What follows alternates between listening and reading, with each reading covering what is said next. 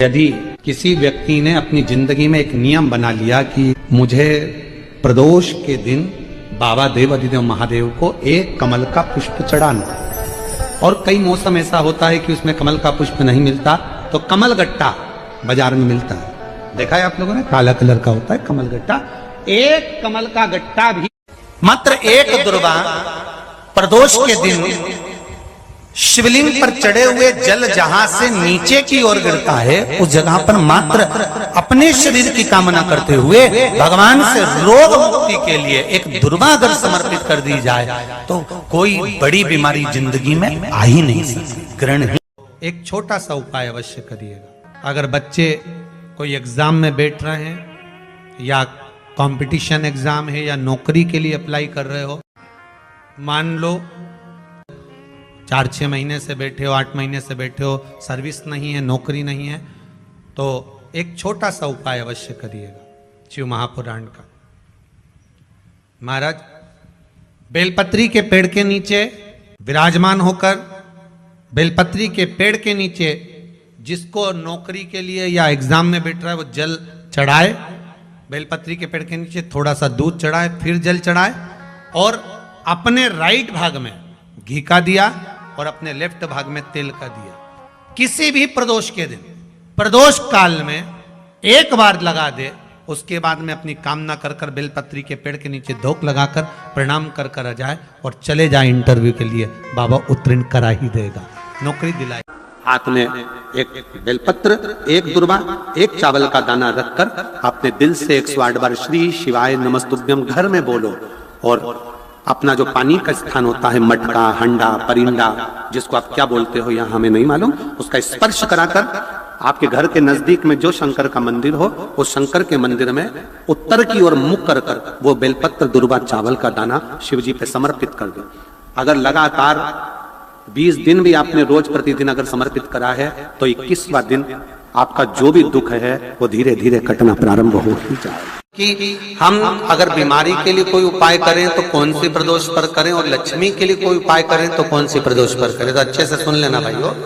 शुक्ल पक्ष में जो प्रदोष पड़ती है वो लक्ष्मी की वृद्धि के लिए होती है, कृष्ण पक्ष में जो प्रदोष पड़ती है वो रोग और बीमारी को मिटाने की होती है। तो जितने उपाय आपको प्रदोष के बताए जाते हैं उस हिसाब से आप करो कि शुक्ल पक्ष की प्रदोष है तो लक्ष्मी का कोई उपाय करना है तो हमें शुक्ल पक्ष की प्रदोष पे करना है। अगर हमें बीमारी से निपटने का कोई इलाज करना है या कोई उपाय करना है तो उसको कृष्ण पक्ष की प्रदोष पर करना है। अब शुक्ल पक्ष की प्रदोष, उसकी प्रदोष का दिन था, बैठा हुआ था,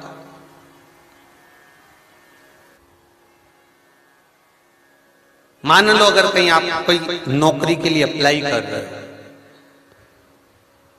लॉकडाउन में सर्विस छूट गई, कई लोगों की छूटी, कंपनियां कई बंद भी हो गई, कई कंपनियों से निकाल भी दिया गया, कहीं पत्नी परेशान हो रही है, कहीं पति परेशान हो रहा है, आप कहीं अप्लाई कर रहे हो, तो जैसा माता उमा ने प्रदोष काल में, प्रदोष के समय पर, प्रदोष काल के अंतर्गत बेलपत्री का स्मरण किया है, वो बेलपत्र का स्मरण अगर संसार का मनुष्य कर लेता है तो महाराज ब्रह्मवृत्ता पुराण कहती है कि उस जीव का ऐसा कोई कार्य नहीं जो सफल नहीं होता। महाराज मेरा निवेदन रहेगा, किसी एग्जाम में आप बैठ रहे हो, इंटरव्यू के लिए जा रहे हो, किसी कार्य के लिए जा रहे हो, नौकरी नहीं लग रही, सर्विस नहीं लग रही, तो महाराज तांबे के कलश में 11 बेलपत्र को रखा जाए और तांबे के कलश में 11 बेलपत्र रखकर उसमें 11 सफेद पुष्प को डाला जाए।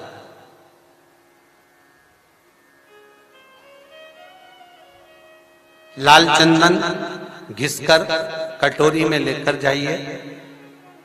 प्रदोष के दिन, शुक्ल पक्ष का जो प्रदोष पड़ जाए उसके दिन शंकर के शिवलिंग पर लाल चंदन लपेटने से पहले शंकर की जो जलाधार,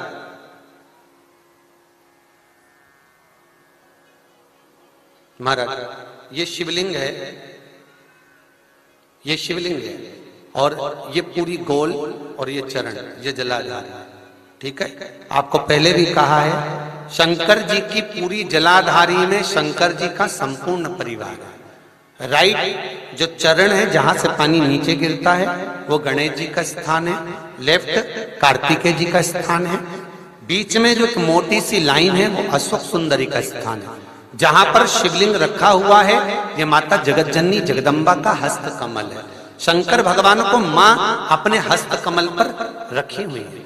ऊपर से जो बूंद बूंद पानी जलाधारी से नीचे गिर रहा है ये शंकर भगवान की 5 लड़कियां हैं, जया, विषहरा, सामरीबारी, दोतली और देव। ये ऊपर से बूंद बूंद जल क्रीड़ा शंकर जी के साथ में करती हैं। शंकर भगवान का संपूर्ण परिवार जलाधारी में विराजमान है। शिव महापुराण कहती है, माता उमा का चरित्र कहता है, कोई एग्जाम में बैठ रहे हो, कोई कंपटीशन एग्जाम में बैठ रहे हो और चाहते हो कि मेरी नौकरी इसमें लगना ही चाहिए, तो लाल चंदन का लेपन आपको इस पूरी जलाधारी पर करना है। लाल चंदन का लेपन पूरी जलाधारी पर करना। और महाराज जी जिस कलश में आपने घर से 11 बेलपत्र और 11 सफेद पुष्प जल के अंदर डालकर लाए हो, उसको आप चढ़ाएंगे तो इस तरह से चढ़ाएंगे कि उसका भाग हमें दिखे चढ़ते समय। ऐसे नहीं चढ़ाना, उसको चढ़ाते समय इस तरह से चढ़ाएं कि वो जल का भाग हमारी ओर गिरता हुआ। महाराज जब आप वो समर्पित कर दें, बेलपत्र पुष्प आदि सभी चीजें, उस चंदन का एक थोड़ा सा भाग पूरी जलाधारी पर हाथ फेर कर अपने दरवाजे पर आते आते उसका स्पर्श कर दें। जिस दरवाजे से आप एग्जाम देने के लिए जाओगे, जिस घर से आप जाओगे, अपने घर के किसी भी दरवाजे पर उसका हाथ लगा दें या कोई स्थान को छू लें। जिसको आप दरवाजे को खोलकर दरवाजे को स्पर्श कर कर या दीवार को छूकर या अलमारी को छूकर, जिसको भी छूकर आप जाओगे उसका स्पर्श कर लेना। फिर आपको कुछ नहीं करना है, उमा और महेश ही सब कुछ करेंगे जो उनको करना है। सब हर महादेव, श्री शिवाय नमस्तुभ्यम। स्वागत है आपका अपने YouTube चैनल त्रिनेत्र के उपाय में। इस वीडियो में आपको पूजनीय पंडित जी प्रदोष के दिन का बहुत ही विशेष उपाय बताए हैं।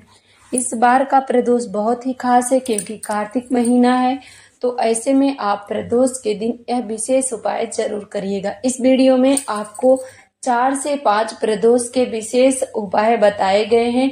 इनमें से यदि आप एक भी उपाय कर लेते हैं प्रदोष के दिन तो आपके घर में सुख, शांति, समृद्धि, माँ लक्ष्मी की कृपा, व्यापार में वृद्धि बनी रहेगी। प्रदोष के दिन बन सके यदि घर में रोग बहुत ज्यादा हो गया है, बीमारी बहुत ज्यादा बढ़ गई है, तो एक दूर्बा लेके जाएं और उस दूर्बा को जहां से जल गिरता है उस स्थान पे समर्पित कर दीजिएगा। इससे रोग से मुक्ति मिलती है। यह उपाय आपको प्रत्येक प्रदोष के दिन करना है। और दूसरा उपाय आपको बताया गया है नौकरी व्यापार के लिए। यदि आप कोई नौकरी कर रहे हैं, जो आपकी तैयारी कर रहे हैं, तो भी आप इस उपाय को प्रदोष के दिन कर सकते हैं। तो जो भी भाई बहन ऐसी वीडियो जानना चाहते हैं, आप चैनल को जरूर सब्सक्राइब करें। वीडियो अच्छी लगे तो लाइक करें, ज़्यादा से ज़्यादा शेयर करें। हर हर महादेव।